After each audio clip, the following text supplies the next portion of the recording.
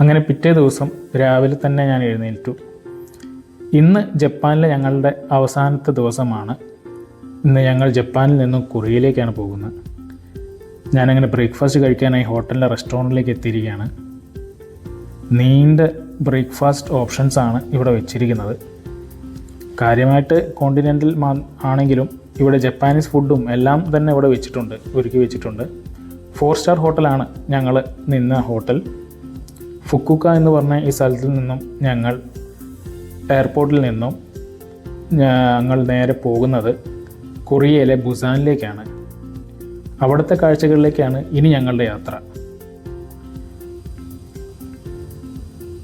പലരും ബ്രേക്ക്ഫാസ്റ്റ് കഴിക്കുന്നു, ചിലർ കഴിച്ചിട്ട് പോയി. ഇതാണ് ഇവിടുത്തെ നോട്ട്. യെൻ എന്നാണ് പറയുക. ഇത് 1000 yen ആണ്. ഇത് 10,000 yen.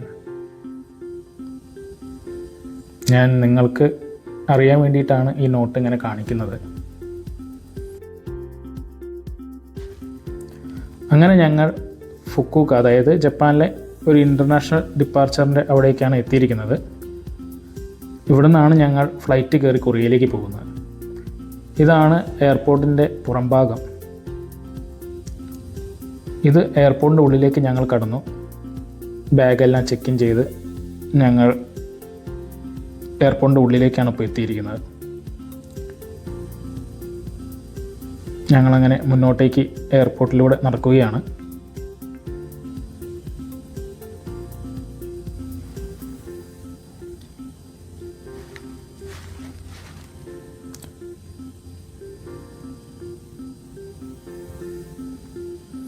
ഇവിടെ ഡ്യൂട്ടി ഫ്രീ ഷോപ്പും മറ്റും എല്ലാം കാണാം.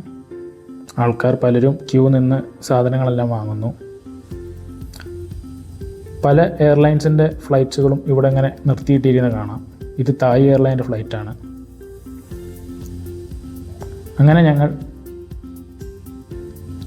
ഫ്ലൈറ്റിൻ്റെ ഉള്ളിലേക്ക് കയറുകയാണ്. ഇതാണ് ഞങ്ങൾ യാത്ര ചെയ്യുന്ന ഫ്ലൈറ്റ്. എക്കണോമി ക്ലാസ്സിലേക്കാണ് ഞങ്ങൾ പോകുന്നത്.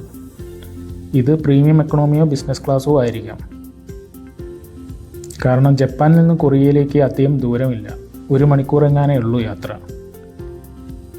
പുറത്തു നോക്കുമ്പോൾ ആളുകൾ ഇങ്ങനെയൊരു ചടങ്ങും കൂടിയുണ്ട് ജപ്പാൻകാരുടെ.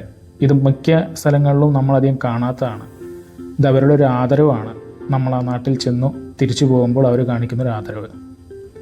ഫ്ലൈറ്റിലൂടെ മുകളിലൂടെ പറക്കുമ്പോൾ നമ്മൾ കാണുന്നത് ജപ്പാൻ്റെ ഭൂമിയാണ്, ജപ്പാൻ്റെ കെട്ടിടങ്ങളും മറ്റും. ശരിക്കും ഇവിടെ നിന്ന് നോക്കുമ്പോൾ നിങ്ങൾക്ക് മനസ്സിലാവും, ഒരു ലാവ ഒഴുകി അങ്ങനെ ഈ കടലിലേക്ക് പതിക്കുന്ന രൂപം പോലെ. അവിടെയാണ് ശരിക്കും ജപ്പാൻ്റെ കാഴ്ചകളെല്ലാം ഉള്ളത്. ഞാനെങ്ങനെ ചിന്തിച്ചിരിക്കവേ കൊറിയയിലേക്ക് ഞങ്ങളുടെ ഫ്ലൈറ്റ് ഇങ്ങനെ എടുത്തു.